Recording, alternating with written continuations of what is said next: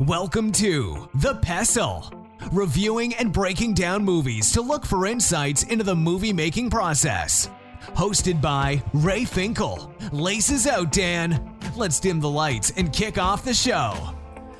Welcome everybody to The Pestle. Today's show is brought to you by Fast Forward to Success, the new book from legendary businessman Johnny Rose of Rose Video. Pick up Fast Forward to Success at your local bookstore. Welcome everybody to The Pestle. I am Wes. And I am Todd. And this is a film podcast where we like to tease apart films, usually ones that we like, sometimes ones that we do not, and, see what they're made of, what makes it tick, or what do we like about it, what's not working for us. Sometimes we find films that shouldn't work but end up working. I don't know. I know that creating is pretty difficult.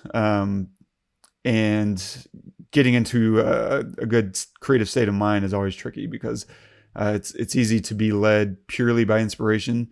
But there's times whenever you got to get stuff done in a creative field, and you kind of have to push through it and create your own inspiration or your creative flow, which is pretty much my entire existence right now.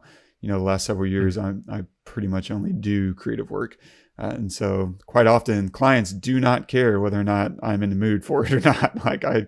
I need to show up ready to go or sit and write by myself and get ready to go. But I'm curious, what are some of the things that you like to do in order to create your creative mood or get into that inspirational moment? Is there anything, or do you just kind of push until you're ready? It's a good question. For me, I think I have the same problem, man, for sure. I think it's just starting and being okay with whatever happens. That's the biggest thing. Whatever you do, it doesn't have to be good. It doesn't have to be something that you're proud of, that you want to ever let anyone see or hear or whatever, or you have to just start. And that could be, if I'm writing a piece, could be with a sound, or just turn everything off and be quiet in a room and try to, block everything else out but an idea, right? And whatever the first idea that you latch onto is, even if it's, an acorn of an idea, just run with it. Start something, and then after 15 minutes, if you don't like it, 20 minutes, if you don't like it, stop, reset. Okay, no, this is not going where I want to go. Okay, whatever. I don't like this, whatever. But give it a chance, because you really never know. I mean, a lot of stuff comes out of nothing, meaning something that you typically wouldn't think that an idea would come out of, or a script idea or a sound or whatever. So yeah, that would be it. Just start and give yourself a chance and the opportunity and the leeway to suck. That it's okay. Even the best writers. I mean, you've talked about it before. I mean, even the best writers, they'll sit down and they'll write something that they think is awful. That like a fifth grader would write, but just to get through it. Right. And then they come back, maybe you could tell that story. And then they come back the next day, okay, I've got a turd to polish today, instead of, I've got nothing and I'm starting from nothing. Yeah, that was a really encouraging. So there's these two stories that popped up on a subreddit that I follow called, r/screenwriting. And they popped up within a day or two of each other. One was Dan Harmon, who's the writer behind Community and Rick and Morty and some other stuff. Not that he's the only writer on those shows, but he's the creator of those shows. And he tells a story about man, everyone's afraid of making stuff that sucks, but you got to kind of push through that and commit to it, but not to something that you're going to love, but commit to writing the crap. Like you just said, write the turd, and then, you'll come back tomorrow. And then the one thing that we're all good at is critique and criticizing. And you're your own best critic. So save that. Save the critic hat for now. Take it off, set it to the side, and have on your garbage hat, and you write your garbage. But then when you're done with that garbage, then put on your critic's hat and say, oh, this sucks, and here's why. That should be better, and that should be better. And then use those ideas to make it better. And then there was another writer that basically said the same thing, that was the writer for a big writer for The Simpsons. And he was like, man, I try to give myself an opportunity by sitting down, writing crap. And and I know it's going to be crap. And sometimes I don't even fill out all the ideas. I just kind of have these little placeholders of disagreement. Like Marge says, oh, I want to go do this thing. And Homer says, we're not going to do that thing. That's terrible. And Marge groans or whatever. And he's like literally just putting in these kind of blank spaces in the script to come back to later. And he's like, my goal is just to get through that first draft. And then the next day I come in and I look at the script and I'm like, oh my God, the garbage fairy left me this pile of crap. Thanks, garbage fairy, because now I get to do the fun work of actually making it good. And now I'm going to, do the same thing. I'm going to go back through and say, oh, this isn't funny at all. Like, what's funny there? Oh, that's funny. Or that lands. And then it just kind of slowly builds. And for me, that was really encouraging, because that's been my approach to this script I've been working on for the last couple months, where I will write a scene knowing that, man, this isn't great. This isn't singing. But I just need to get through this scene because it's part of my plot points, and I'll come back to it, and just committing to coming back to it. And move on. And some of these other scenes really work well. But there's just this one character that's really hard for me to figure out and write. And almost none of his scenes are like really popping. And so I've just been, fighting with myself. And then to come across those two bits of writing advice, I was like, oh, it was really comforting, because I'm like, oh, this isn't like the worst approach in the world. No one is preaching this idea that you need to know exactly what the scene is going to be before you write it. And instead, it's quite the opposite. Like, man, just get through it and then come back and figure out what's working, what isn't, and work on those pieces. Use your self-criticism to your benefit instead of to your detriment of never picking up the pen in the first place. Definitely. Yeah, absolutely. It's also, I don't know how different it is for the mediums. If I'm working in if you're working on a script, right? Like, it could be that you're always working on it in silence, right? You're always working on it in a complete vacuum. So that seems maybe even harder, because like for me, I get the ambiance if I'm working on a track of the track itself. Like, I'm listening to, how do I feel in this section? How does it make me feel? Like it's coming out of the speakers and hitting me, right? Like physically. But when you're writing a script, that you're only as strong, I guess, as your mental capacity in that moment to accept that feeling, right? So for me, it's probably a little bit easier because, that instant feedback of, is this playing or not? Right. I got that instant feedback. And for you, it's like, it would be like, if you were an animator, right? And you made an animation, and then the next day you came back and you watched it. Like, you can literally see it hitting your eyes, and you feel it, like with that hitting your eyes. But, writing, it has to like, I don't know, bubble up in you. Like, you're reading and it has to like kind of come out, I guess. And I don't know, that feels like it'd be different. Yeah, I think you're right. And it demands a very strong mental image of what's happening. Mm-hmm. And that's always the tricky part, is writing with multiple voices in your head. And it sounds like, some brand of multiple personality disorder or dissociative disorder. Because you have to really try to fully realize this character and their worldview, and then try to understand another character with a completely different worldview coming into contact with that, and them both kind of pushing for their own desires or arguments. And I don't know, I feel like because I'm such a gray area person, I do this regardless. Like, it's hard to pin me down on an absolute belief on almost anything, because I see all the angles of like, well, I can see why someone would be upset with this, and why that other person would be upset with it. I don't know. I mean, to some degree, I mean, it would be nice, to your point, and maybe this is where rehearsing and even just getting you in a room and saying, hey, read this part with me, that would probably, be useful. It's something that I really have never done. And it's worth exploring. You're going to. Yeah, that's right. We're working on a short here pretty soon. And that's our next step is, hey, let's start working through this scene a little bit. And so that'll be fun. I'm excited to do that because it's a new area of creative, I don't know, writing that I haven't tried before. Yeah. I'm excited to see how that comes out. Yeah, me too. You're shooting in June? That's the plan. That was the plan. I talked to Shook yesterday over text after our conversation. And he might want to do July, or maybe that was before our conversation.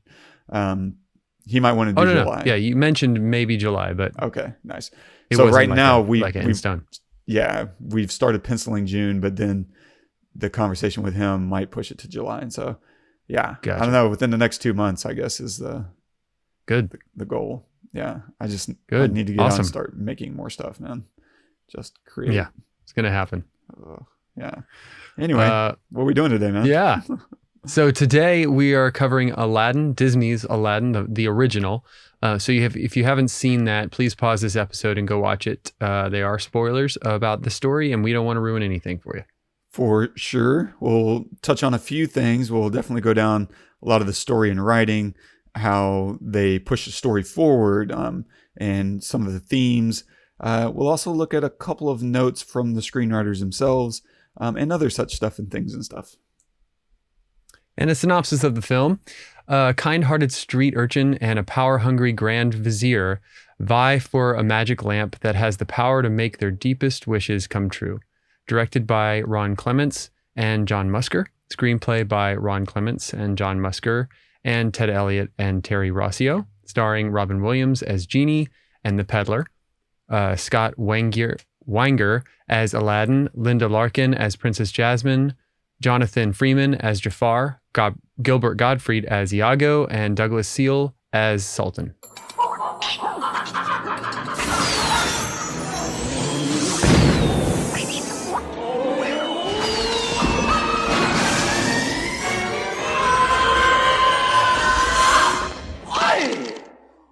$10,000 will give you such a crick in the neck.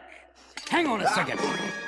Wow! Wow! Does it feel good to be out of there? I'm telling you, nice to be back, ladies and gentlemen. Hi, where are you from? What's your name? Aladdin. Aladdin. Hello, Aladdin. Nice to have you on the show. Can we call you Al, or maybe just Din? Or how about Laddie? Sounds like, here, boy. Come on, Laddie. I must have hit my head harder than I thought. Do you smoke? Mind if I do? Oh, sorry, Cheetah. Hope I didn't singe the fur. Yo, Rockman. Haven't seen you in a few millennia. Give me some tassel. Yeah. Yo. Say, you're a lot smaller than my last master. Either that or I'm getting bigger. Look at me from the side. Do I look different to you? Wait a minute. I'm your master? That's right. He can be taught. What would you wish of me? The ever impressive. The one contained. But never duplicated. Genie of the lamp. Right here, direct from the lamp. Right here for your very much wish fulfillment. Thank you. Whoa. Wish fulfillment? 3 wishes to be exact. An ixnay on the wishing for more wishes. That's it. 3. Uno, dos, tres. No substitutions, exchanges, or refund. Now I know I'm... Robin Williams is such a weirdo. He's you could have just kept going. I know. Yeah, the greatest. So, I don't know. Fan of Aladdin in general? Yeah. I mean, I'm a fan of pretty much all Disney animation. You know, I think that especially the old stuff. I think that is very unique on storytelling and and is beautifully done. And they cast. You know, I think I cast it well and everything. It's been so long since I've seen this movie, so I really didn't know, what to expect or what to think. But just the old school animation, man, it just hits you in the nostalgia button. I think that I don't know. I try to introduce my son to these older animated movies, that my recommendation at the end of the episode is one of them. And just to make sure that, like, you know, look, all of this new stuff, you know, Into the Spider-Verse, that kind of stuff, the Amazing World of Gumball, like all of these shows and movies with these new animation style is amazing. It's absolutely amazing, and it's something that I definitely want to introduce you to so you can see what's possible. But I want you to see where it came from. And where it came from is a bunch of people in a huge room drawing all day, every day for years. Like every second is 24 to 30. I think 30. I think with animation, it's like 30 frames a second, or something like that. But every second is 30 different drawings. Well, more because they layer them, right? Right. So normally it's 12 frames a second and they double the frames. Is that how they do it? Yeah. And then for certain moments, they might overcrank it to 24 frames a second. But in order to cut cost, they'll just double print the frames. Amazing. Yeah. Amazing. But it was all done by hand. And so I just love that. I mean, and I thought the story was interesting, and they did this thing where, I mean, we talked about it yesterday, where they would put Aladdin in these situations where you thought, oh, it's over. You know, there's no way. There's no way. And then he would get out. And it's classic storytelling of just make it as bad as you possibly can. And then he finds a way to get through it, to get out. And even when he's not, so there were three. There was one where he gets thrown into the ocean, and I didn't realize when I originally watched it, I knew about it now, but that he had the lamp, right? And it was the stress of like, oh my gosh, get to the lamp. And then when Jafar sent him to the other end of the earth in the freezing snow, and you're thinking, oh my gosh, he's toast. And then, the carpet is with him. Great, because he launched the whole entire building over there. And then at the end, where, you know, Jafar is this huge like snake, and you're thinking, oh my gosh, this is the end. And then he has this idea.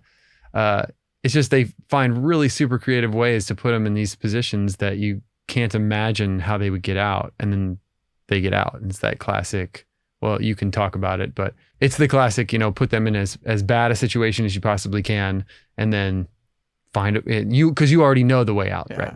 So it's awesome. It is nice. Like you're saying, even in the Cave of Wonder, whenever they're trying to escape, like, let's put every roadblock in their way that we possibly can, because we already know how they get out. So let's try to get your hopes up and make things really, really bad. And let's trap the carpet under a rock, and let's have Aladdin banging his head against the rocks on his way down, and everything we can possibly throw at him, because we already know the genie's going to get him out anyway.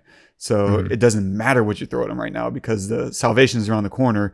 The audience just doesn't know it. And so as a storyteller, you can make things as possibly difficult and dreary as you can, because there's a secret key, like right there under the hat. Why not? Mm-hmm. Yeah. How long has it been since you've watched this?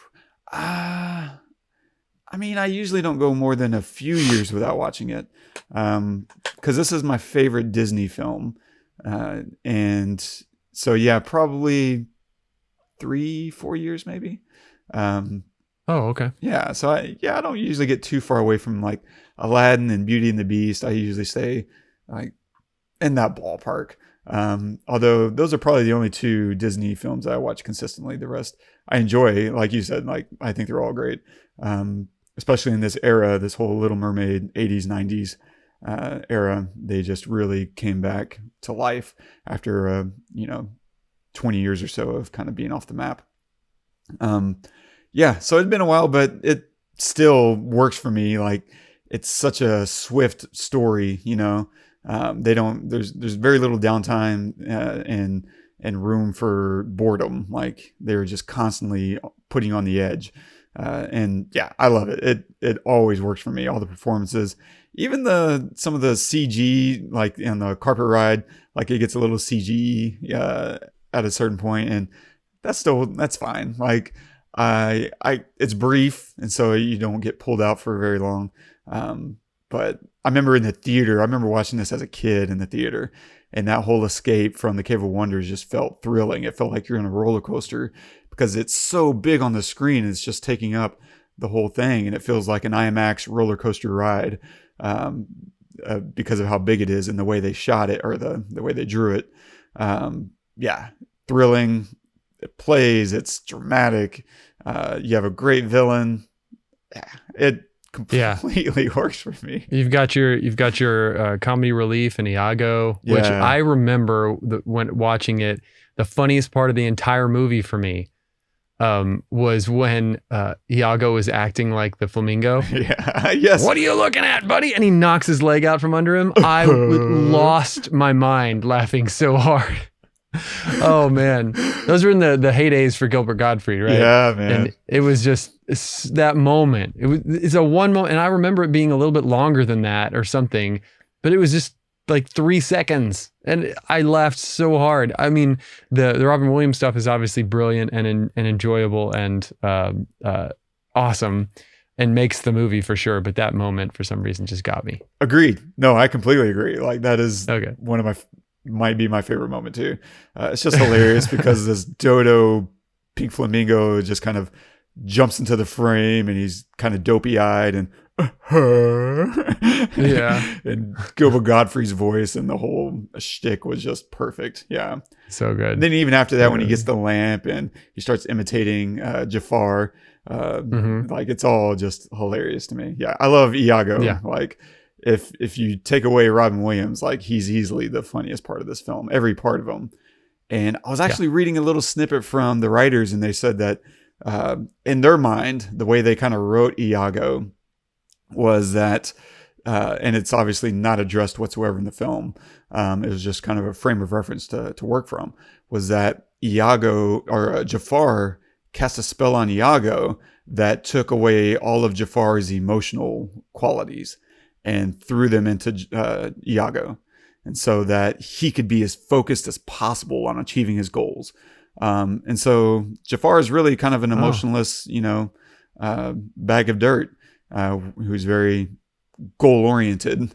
And that's why there's this interesting, fun contrast between those two characters.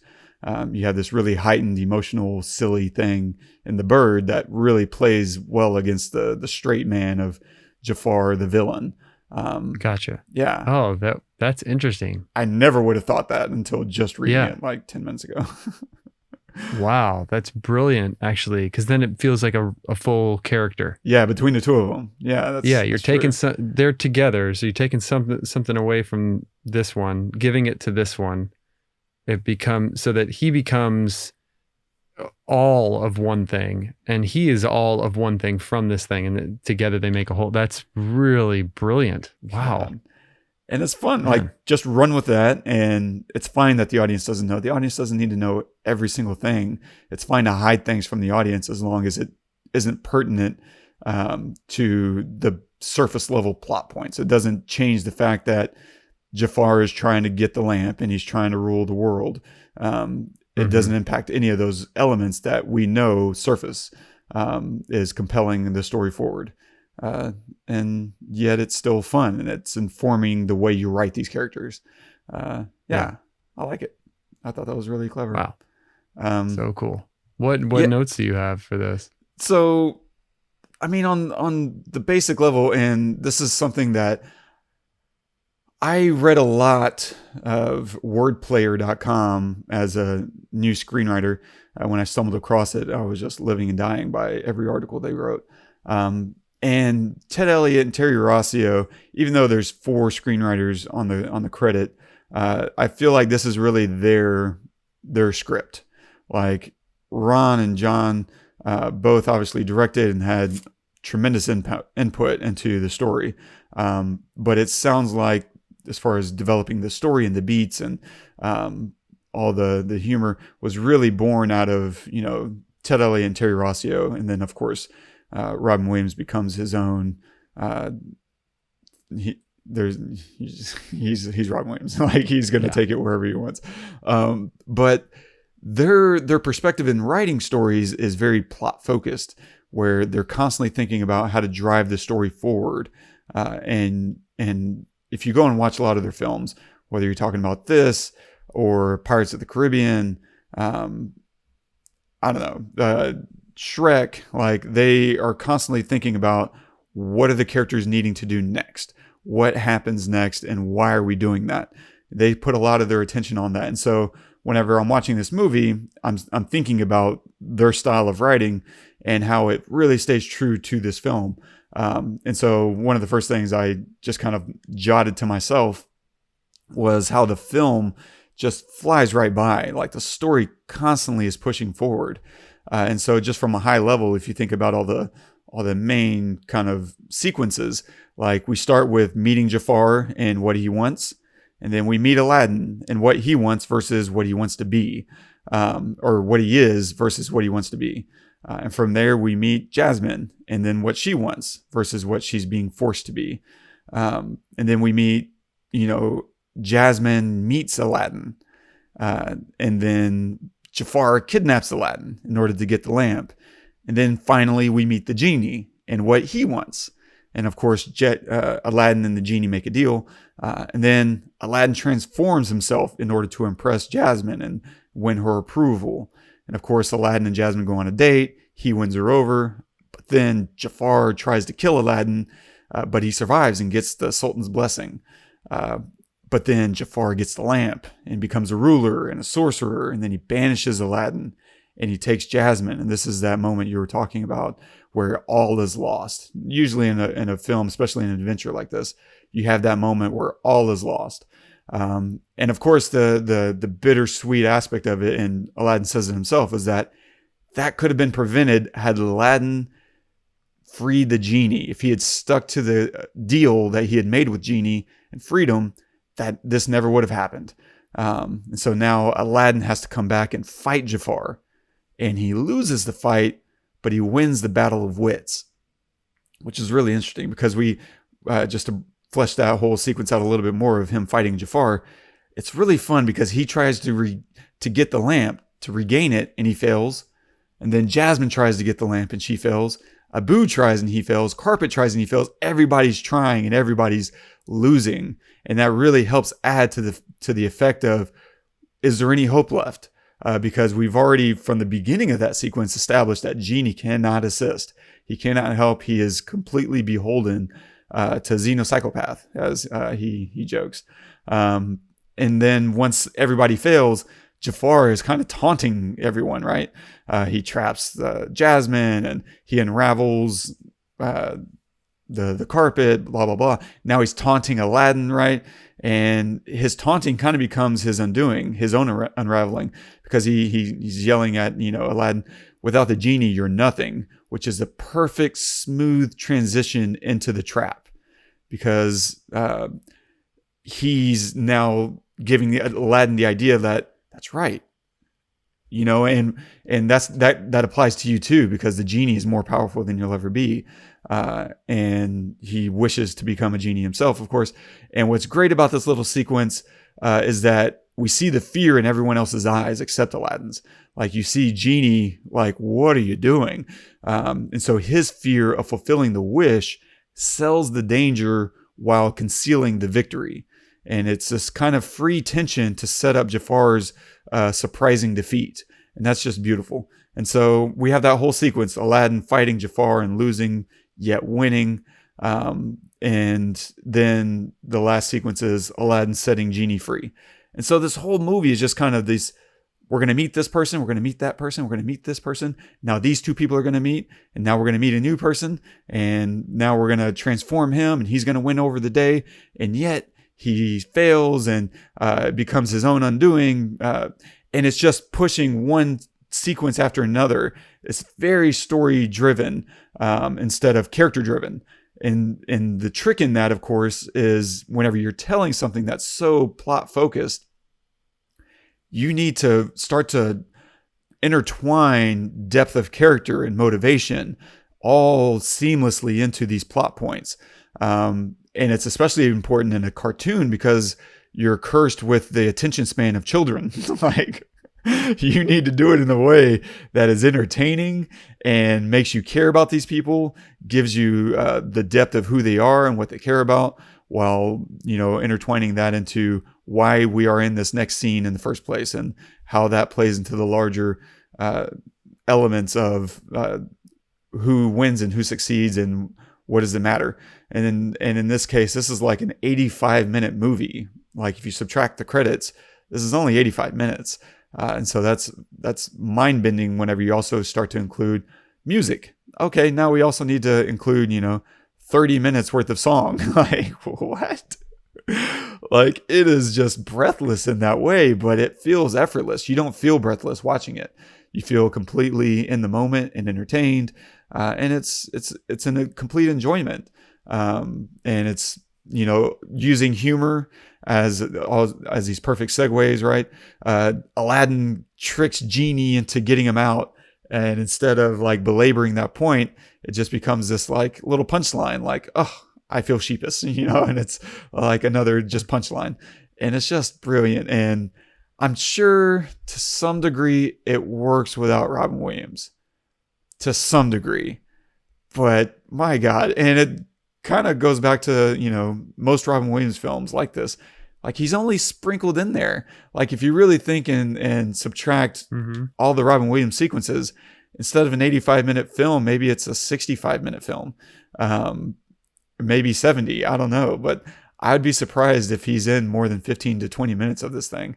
But he's such a breath of life that you can't help but feel like he takes over the movie. Yeah, and the moment where he says that he can't help, all of a sudden he's been that airy light presence the entire movie, until even when he realized that Jafar was his master, there's still this like lightness, but at that moment, you know, everything changes. And so for you as the viewer, you're thinking, oh, now this is the real deal. He can't help. It's over. So yeah, that's a great point. And the way they emphasize that with his stature, right? And he becomes this darkness. And you can feel his spirit is still there. He's like, I'm sorry, kid, I can't help you. And he's just towering over everybody. And it really underscores that idea that Aladdin is on his own. If he's gonna win, he now has to do it not only against the genie, but also against the most powerful sorcerer in the world. That's a hell of a thing. And so that kind of pulls me into the theme. There's this running theme of people trapped, looking to escape their prisons. And so Aladdin, right, feels trapped in poverty. He's without title or value. And later, of course, he's trapped by his own lies, because he's refusing to be himself. And that is his ultimate trap. He thinks his trap is in poverty. But in fact, it's the opposite. He's trapped by not being satisfied with just being Aladdin. Just, hey, I'm out. And then you have Jasmine. She feels trapped in her palace. She feels trapped in her lack of autonomy to choose her own destiny. Of course, you have Genie, who's far more trapped by his lamp and his masters that he has to serve and obey. And then last, you have Jafar, which is interesting because it's kind of an inverse.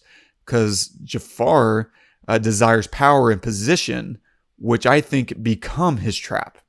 That becomes the thing that encages him at the end. Those desires for those things. And ultimately, to some degree, they're all trapped by their desires. Maybe least of all Jasmine, because, you know, she's stuck in a palace and in a society that doesn't value her for herself. And she's probably the only character that has, I don't know, an authentic perspective. I guess Genie too, because he really is trapped in a far more literal way. You know, he's cuffed to the lamp, and so I guess Aladdin and Jafar really have little to their trap is in their desires, whereas Genie and Jasmine probably have a lot of overlap in who they are and what they want. But yeah, I just thought that was really interesting because this film could have gone a lot of different ways. And I'll link to an article where the writers talk about setting up your rules can be good and it can also be a trap. And in this case, they said that when they walked into the script, the version that they were looking at, because the directors were tossing out the last iteration. They were like, this isn't working. We need to bring someone else in.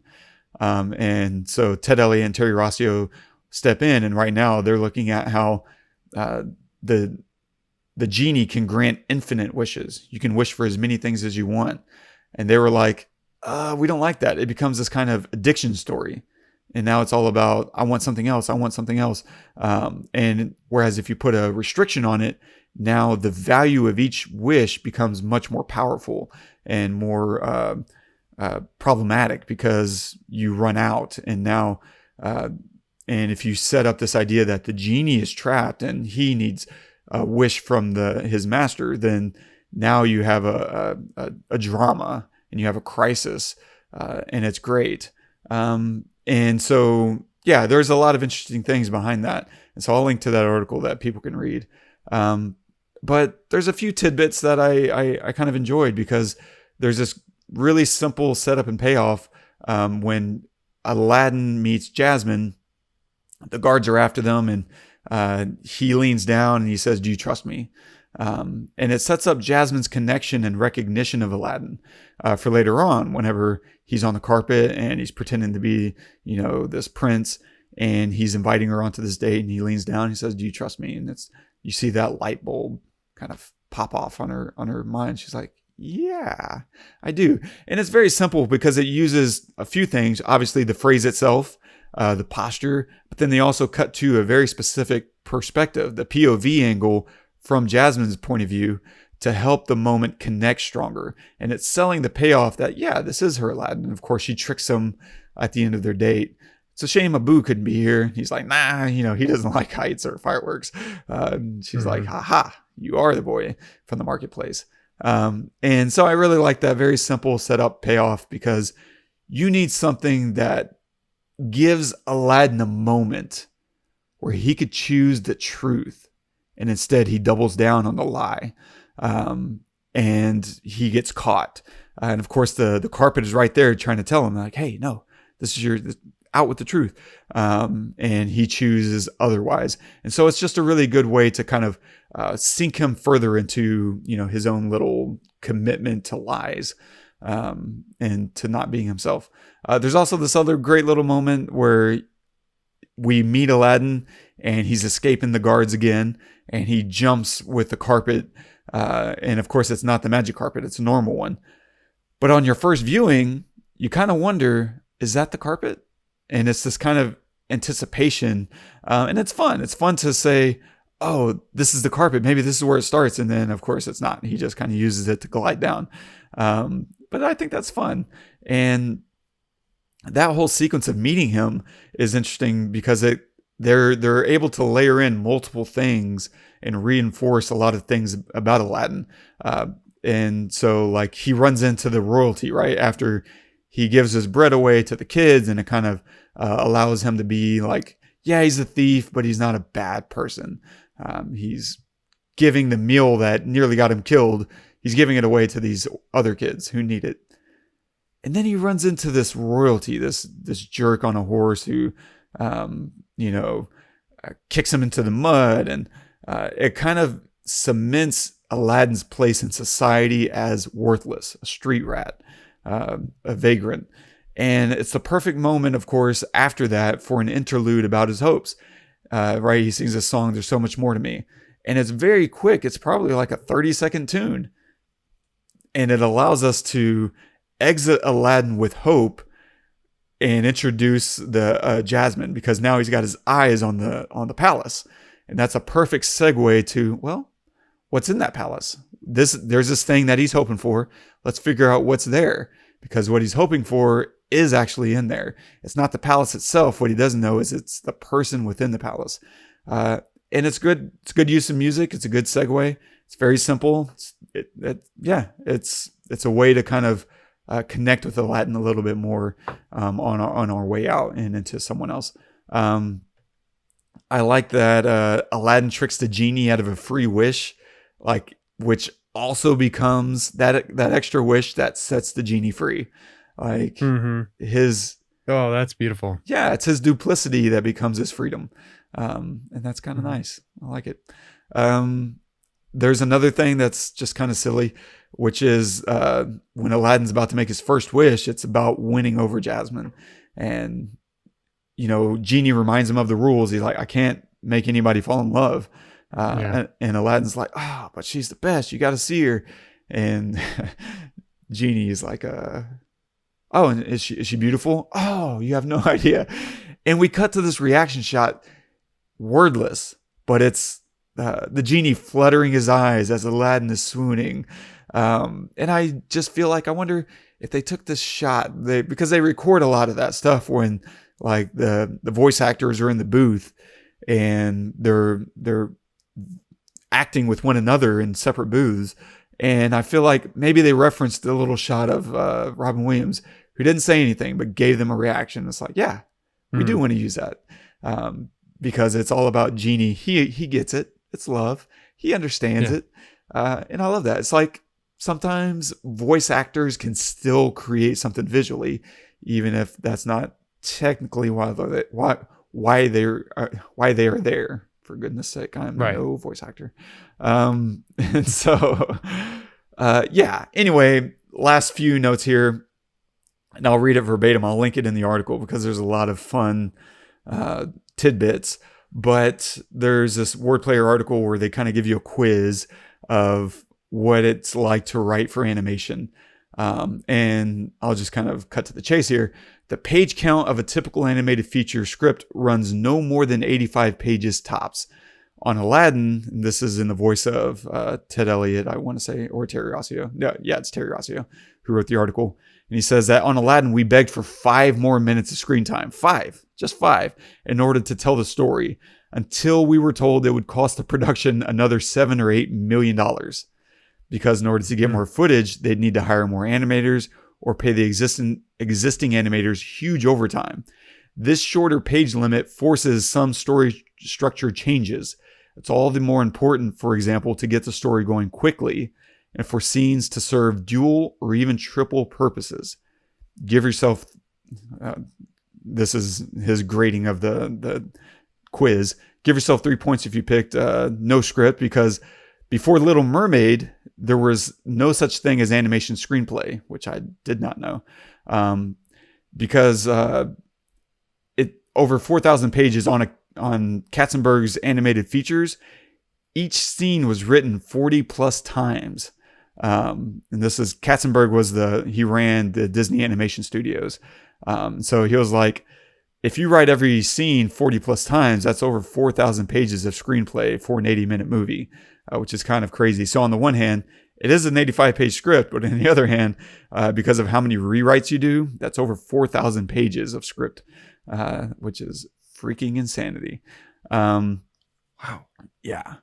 And so another thing which you and I would know was that dialogue on an animated film is recorded before the animation is drawn, but after storyboards. If possible, if you can record it after the storyboards, that's nice. And so the animators match their drawings to the delivery of the voice actors, which makes sense. You know, you understand the pacing of the delivery of the audio. That helps you pace the scene as you draw it, and also give you something to animate to. But sometimes they may even reference a videotape of the actors' expressions that are shot during the recording session. It's nice though if the storyboards are finished and at the recording session, so that the actor can see the context of the performance. Because if you're Iago, if you're Gilbert Gottfried writing as Iago, and you don't know that you're in front of a pink flamingo and that you yourself are wearing a flamingo costume, that probably doesn't make as much sense as being able to look at a storyboard. You're like, oh, okay, I get what's happening here. And now I can kind of physically pretend to be, stuffed into this thing. Or like when Robin Williams is having to act like his face is being crushed by Jafar. And he's like, your new master now. And he has to deliver this line. I was afraid of that. Like, you need to feel crushed and, smushed. And so being able to see that, really helps to say, oh, I get what's happening in this one line, let alone throughout, 60 pages of script or whatever is happening. Yeah, that's kind of all I have. I don't know, man.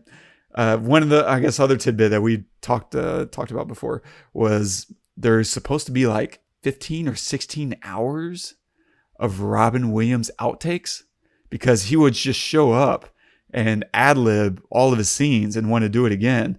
And man, hats off to his other performers, Scott Weinger and whoever else would be in a scene with him, because Robin Williams going crazy and you having to respond to it takes a lot of discipline, because you have to be aware of where the scene is supposed to go, and then how your character is responding to Robin Williams being outrageous. The genie is just doing all this random stuff, and you have to plan on reacting to that and keeping in mind where I need the scene to go, because every part of you wants to try to match Robin Williams in energy. But you're not him. You can't be him. Don't try to be him. Instead, make sure you're Aladdin. And Aladdin wants to win over the girl. And so Genie is being outrageous, but I'm still thinking about the girl. And so you need to ride this crazy line of, discipline and spontaneity. And so, yeah. But all that to say that there's potentially a whole other film bottled up in here that you could reanimate all this just based on how many other outtakes and versions of scenes there are. That would be incredible to see, Man, I would love to see that. Golly, Golly, can you imagine what's in that? I know. Yeah. I mean, I wonder if they had like a bunch of like really crazy stuff and they just couldn't put it in because, this is old Disney, Yeah. and things were different back then. Because now there's Disney films now that are pretty hard, Yeah. for like children and stuff. So I don't know. I wonder what's in there. There's probably some pretty raunchy stuff too. Yeah. I mean, Because why not? Yeah, Right. That's Robin Williams. I mean, our buddy Joe told a great story about Robin Williams visiting an office that he was working in at one point, and he got to talk to him for a couple minutes, and he was like, "Hey, we're working on this thing, a map, and we're having trouble naming a couple of towns. Do you have any ideas for town names?" And he said he just riffed off like 20 ideas right there, and none of them were appropriate. Like they're all just completely like R-rated silliness, and it was just, oh my God. yeah, I could hear Joe tell that story like 50 times. So he met him. He Wow, met that's him. amazing. Yeah, that's incredible. Gosh. Yeah, I it's interesting to hear you talk about that his presence in the film itself, and how I think he made it as good as it is. But yeah, maybe because it's animated, because when you see Robin Williams, it's a little different, obviously, than just hearing his voice and listening to that clip, because I can't see it on my end. Listening to that clip, I hear him way more than watching it. Yeah. Like when I'm watching it, I'm seeing the genie, and it's, the story's really great. So I'm like in it, and it's the genie, and Robin Williams is there, but he kind of disappears a little bit for me in the genie. But just listening to it, he's just, it's just incredible how like he pops up in my mind's eye. Right. But yeah, could there be someone else? I mean, yeah, maybe, sure. And the movie would still be strong and everything, but there's just something like, I think, untouchable about him. And you had mentioned before, they wrote a lot of this script for him in mind, right? Yeah. And they did something just brilliant, which was because they were afraid they wouldn't be able to get him. And so they said, here's what we're going to do. We're going to animate some Robin Williams stand-up as if he's the genie. And so they took like this little Oh my god. 60-second segment, sketched it out, and made an animation. I'll embed it. Like, it's out there. You can actually see this. So I'll embed it in the show Oh my notes. god. Yeah, I want to see it. And Robin Williams saw it and he just loved it. And he was like, yeah, I'm in. And it's just such a smart way to demonstrate, like, we want you. We're not here to like tell you what to do. And in fact, he got into the booth and started recording, and they realized, yeah, we got to set him loose because we can't keep him on script. It just isn't going to work. Like, we're going to have to let him roll. And of course he did what he did. And I would be curious, and I've never tried to look at the script before, but now I'm curious what the script said versus, what ended up happening.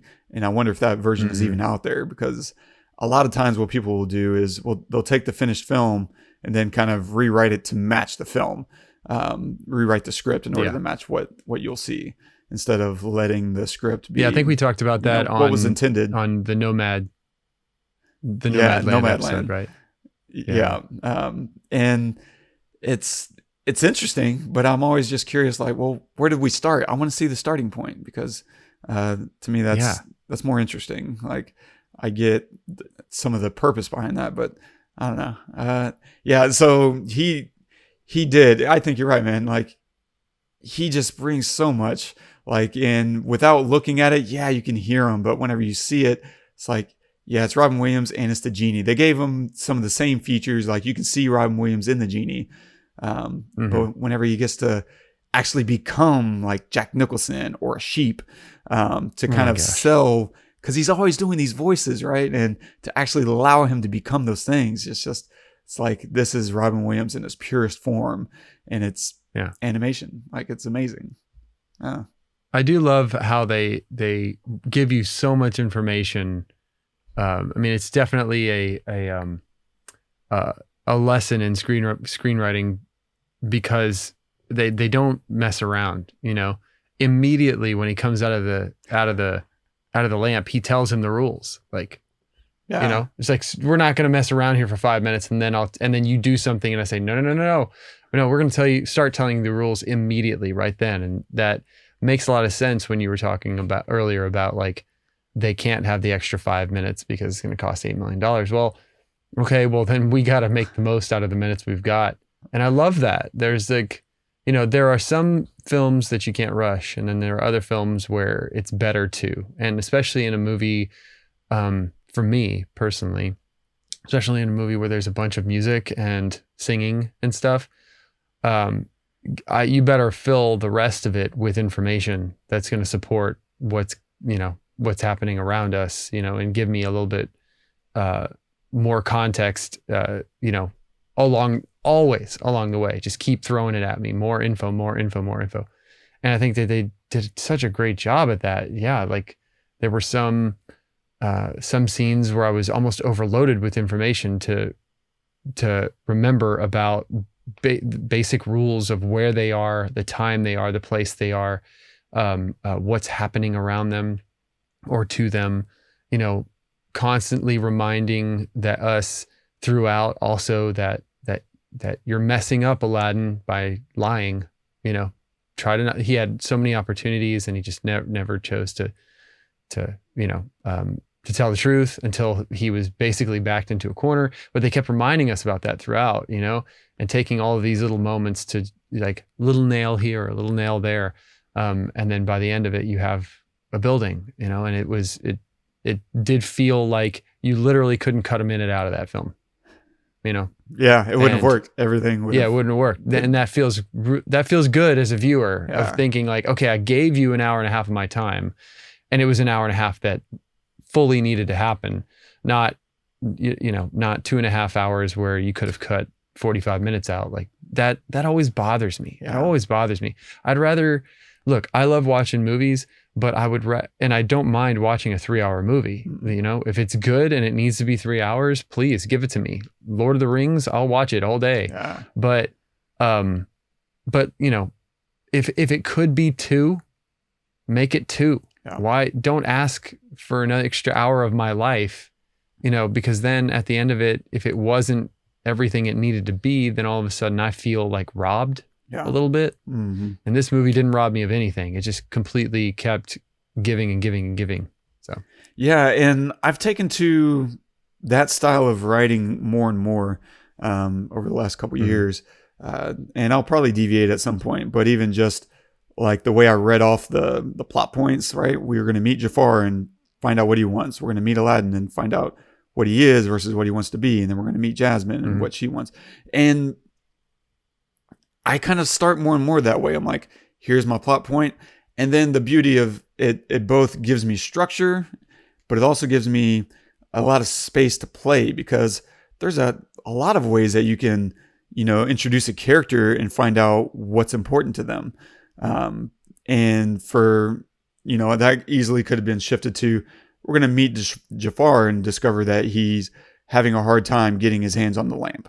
Like, you can build that out a little bit more. And then it becomes like, okay, well, how do we demonstrate that? Oh, he's going to have a thief try to go and get the lamp for him, and the thief is going to get killed by the Cave of Wonders. And he's going to get his next hint, like, look for a diamond in the rough. Like, okay. And there's these little breadcrumbs. And I've really more and more started to appreciate that, because once you do that, I think you can tell the leanest story possible.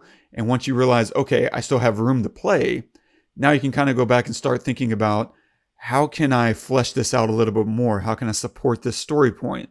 How can I add more depth, or how can I reinforce, the villain? How can I reinforce the despair of my hero, et cetera, et cetera. Like, once you kind of have the leanest story possible, you can start looking at, where can I add meat that rewards the audience instead of like just captures them and holds them hostage.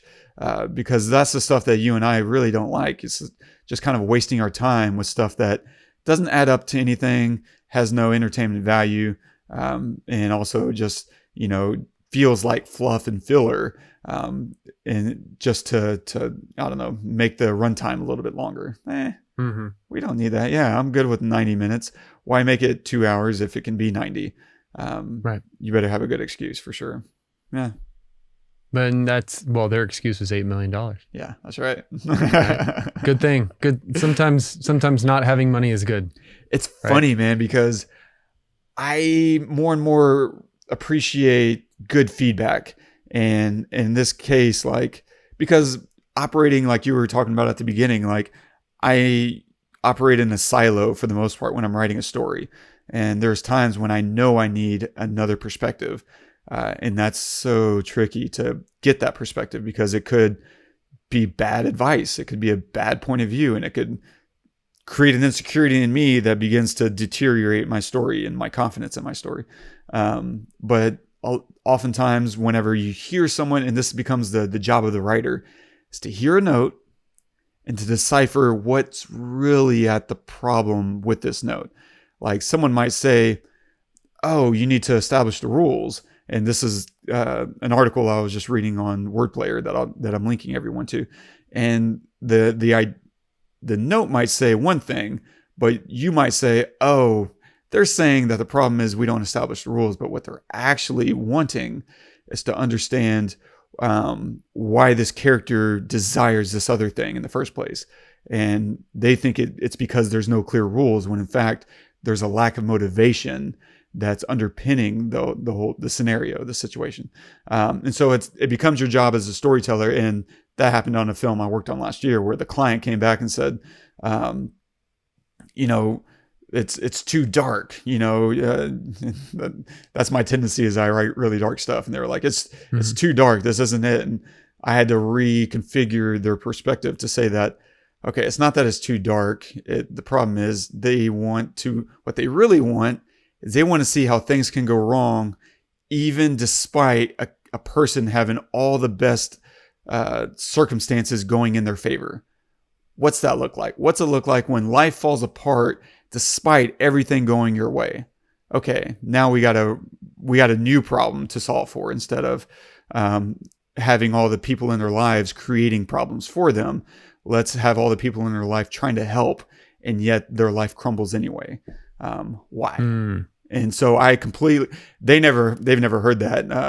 And I don't know if I'll ever tell them, not that it matters one way or another, but these are the things that you do as a writer. You just figure out what do they think the problem is and what is the actual problem.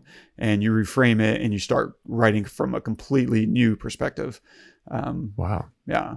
So that's awesome. That's a great example. Yeah. It was, wow. It was fun. I mean, that that was in the writing phase, not the editing phase? Yeah, that was in the writing phase. Yeah. And I had to rewrite a 45-page script. I was just like, oh God, here we go. And I had to do it in like 2 weeks. So, oh man. Yeah, it was a task. They have no idea. So you can do it. You can write a lot. It's funny because the client didn't think it should take that long. And I'm like, oh my God, guys, like, yeah, bugger off for a little bit, guys. Let me just leave me alone. Yeah. Like, are you kidding me? It takes us that long to, at my job to write like little 90-second animation scripts. Yeah. Jeez, 45 pages. Give me a break. It was hilarious. Golly. Anyway, so I'm curious, what are you going to recommend this week? What's this other Disney classic? Yeah, well, it's not a Disney classic. Oh, okay. I don't think it is. Is it? Did Disney do this? I don't think so. Maybe you would know. Let me see. No, they didn't. Warner Brothers did it. But it's a film that I can't believe that we haven't recommended before or even done. But I went and saw it with my son like a couple of months ago. Iron Giant, which is just, it's an example of a 2D movie done, really, really well, but like a more modern version. I think it came out in 99, so much later than Aladdin and one of the last animations. Right, yeah, exactly. But it completely holds up, and it has some really big names in it. Jennifer Aniston's in it, Vin Diesel, Harry Connick Jr., and Christopher McDonald's in it too, surprisingly. Wow. But it's just such a beautiful story, and I just tear up every time at the end of it. And my son completely loves it. We've seen it. I've seen it with him twice in the theater. Dang. Which is just awesome. That's pretty cool. So he loves it, and it's just a really, really great story. One of the last 2D animated movies. So because there's not a whole lot of those anymore, I just like to try to keep it alive a little bit. So yeah, Iron Giant. That's very cool. I'm going to recommend another animation as well. This one is by the same team, John Musker and Ron Clements, and it's called Treasure Planet, and it's so good. It's one of these little hidden gems. It came out in 2002, right at the at the tail end of animated films in their peak. But because of that transition, I think it just got lost in the shuffle. Like I never run into anybody that's watched this film. But it's excellent. Like, it's really a fantastic film. It's all about, the space version of Treasure Island. And it's so good. I mean, it's got all the adventure and risk. And if you enjoyed Aladdin and you're looking for a hidden gem that kind of speaks to that tone, definitely not. There's no Robin Williams in here, so bait your breath a little bit here. But it's so good. It's got Joseph Gordon-Levitt in it, Martin Short, Emma Thompson. It's got some heavy hitters as well. Wow. And yeah, it actually was also written by Ted Elliott and Terry Rossio. I was just double checking because I'm pretty sure that's why I watched it in the first place. And I think it's just fantastic. And you will be pleasantly surprised if you went and checked it out. And so go watch Treasure Planet. I bet it's probably on Disney Plus. Because I'm pretty sure it's a Disney film. So go check that out. And awesome. Stay tuned for next week. We finished our little Robin-a-thon, our Robin Williams little mini episodes here. We're going to do, this one's hard, Good Will Hunting. I have been putting this one off since we started this thing. It's the second most intimidating film to do, and that might not be obvious to people, but it's just a film that I really respect, and just have always hesitated to be like, oh yeah, I can add anything remotely interesting to that conversation, because I don't know, I feel like it's a pretty well discussed and known film, and my single most terrifying film to do. So the top 3, for the record, number 3 was Shawshank Redemption, which we've now done. Number 2 is Good Will Hunting. And the one that we will never do, I just don't see any reason to do it, is 2001: A Space Odyssey. I knew you were going to say it. Yeah. I knew it. I was going to guess. And yes. Well, we're doing it. We're absolutely going to do it. I cannot fathom that film hasn't been picked apart 1,000 times already. Like, it's probably the most picked apart film in the existence of films. Like, more than Citizen Kane, more than Raiders of the Lost Ark. Okay, well, we have to do it because I've been waiting to watch it for the first time. You've not seen it? I've never seen the entire thing. Ooh, Nope. That first I viewing know, is right? a doozy. It's kind of hard to watch. I know. So we should plan to do it and I will give feedback as a first time viewer. That is interesting. Because I'm afraid to watch it. I'm afraid to watch it because it's so iconic and so, like game changing, everyone says, that I'm afraid that, for me, who loves, Interstellar and, like these other amazing space movies, will it hold up? I don't know. But I think, if I have a purpose to talk about it on the podcast, it would be really interesting. Yeah. I don't. Okay. That's a good argument. Have to be? And here's the other thing is that, do you really have to say something new? I don't know. I mean, maybe not. It's not that I would necessarily need to know that it's new. I just don't feel like, that I could find anything new to discuss. I don't know. That's all right. I bet really people haven't. I bet. I mean, obviously there are people that scour the internet for critiques and reviews of 2001: A Space Odyssey, but I would not be surprised if no one has looked at a critique, an actual critique, or listened to an actual critique on that movie, especially now. Yeah. Maybe one. So just because there are 1,000 out there, I don't think anyone's, read or listened to 100 of them. And so we're number 101, It just, I totally get the apprehension. I absolutely do. But I would love to hear what you think about such an iconic movie like that, and like how it affected you personally. Maybe that could be the discussion. Maybe the discussion could be more about like how it personally affected you and what you do and how you do what you do. Because I think it's probably affected most filmmakers, right? Most, yeah. Because I didn't come to it until later in life. My brother watched it a lot as a kid, but I never sat through it until like I was a full-grown adult. Probably not even until like 10 or 15 years ago, maybe 15 years ago. Yeah, maybe around 15 years ago.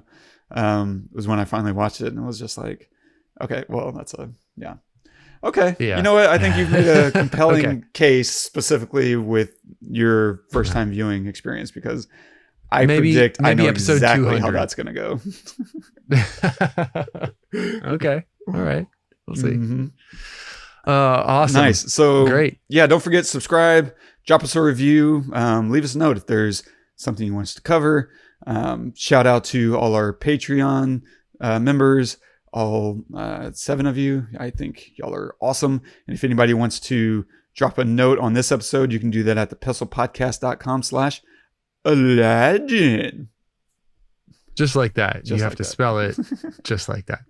We're going to leave you with a Miyazaki quote today. I think 2D animation disappeared from Disney because they made so many uninteresting films. They became very conservative in the way they created them. It's too bad. I thought 2D and 3D could coexist happily.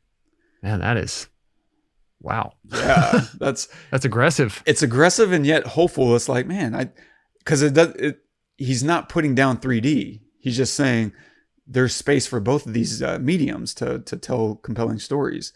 And he said something else. There's another quote that I'll just read off script, which is, "We live in an age when it is cheaper to buy the rights to movies than to make them." And I think that's kind of echoed, especially in Disney lately. Like, they just retold Aladdin in live action. They retold Beauty and the Beast in live action, and a few others, Mulan, whatever.